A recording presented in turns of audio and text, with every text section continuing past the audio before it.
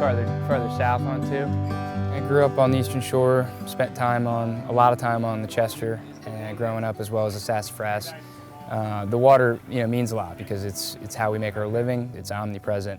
It's always there, and it's a big, I think, driver for our economy and our culture here. Conowingo Dam has a tremendous impact on the entire Chesapeake Bay watershed. The Susquehanna River provides about 50% of the fresh water for the entire bay system. The river flow and quality has been permanently altered because of the Conowingo Dam and how it impacts the waterway. So as a result, everything else in the entire Chesapeake watershed is impacted. The fish, the aquatic species, the crabs, the oysters, everything we know the Chesapeake Bay for is altered because of Conowingo Dam.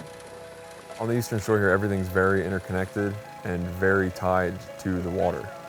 Whatever comes out of the Susquehanna and through Conowingo Dam, because of the prevailing winds and tides, frequently washes up into the river.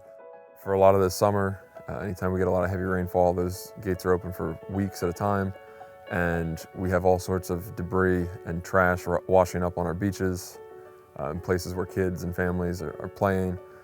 We have a lot of sediment and debris coming down the bay. That's a threat to our commercial watermen who are out there trying to make a living.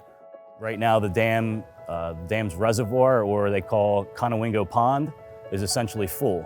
There's no more trapping capacity left, so whatever comes in is then flushed out. Here we are, almost 100 years later. The reservoir has never been dredged. We're at a point right now where this dam is essentially a loaded cannon pointed right to the bay. The kind of, I think, nightmare scenario for people that, live in this area and work on the water is that you get something like Agnes where the hurricane actually sits over top of the watershed. In that situation, that can be a death sentence to a lot of the upper bay species in terms of not being able to adjust quickly enough. I think it's a game of roulette where your chances are getting greater that something catastrophic may happen. And so it's important to try to mitigate all you can. FERC is the Federal Energy Regulatory Commission, and FERC's job is to license dams. And in licensing dams, they need to consider the benefits of the power generated by that dam, as well as balancing the needs and interests of the environment and the economies around those dams and the people that depend on the water.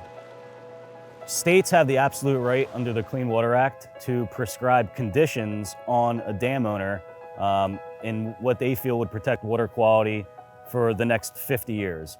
In this case, the state of Maryland had required Exelon to pay $172 million per year, every year for 50 years to mitigate the impacts here. Unfortunately, there was a settlement agreement between Maryland and Exelon. They're forfeiting over $8 billion over the next 50 years. The deal is essentially a sweetheart deal, but it provides no conditions in the permit that requires Exelon to do the right thing. And it allows one of the wealthiest energy companies in the country to abdicate its responsibilities for the harm that it causes by using a public resource. It's not fair to have the most profitable utility in the country say, not our responsibility, and make everyone else pay to clean up their mess. So what we're looking to do right now is challenge that license. We've brought a lawsuit in federal court against FERC's license, and we want that to be pulled back so that we can negotiate a better agreement with Exelon and all parties at the table this time instead of one behind closed doors.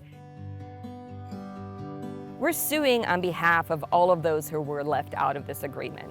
The ordinary, everyday Marylander who's paying more on their taxes to clean up the Chesapeake Bay, for the watermen who depend on the seafood industry, and for our future generations who depend on these resources.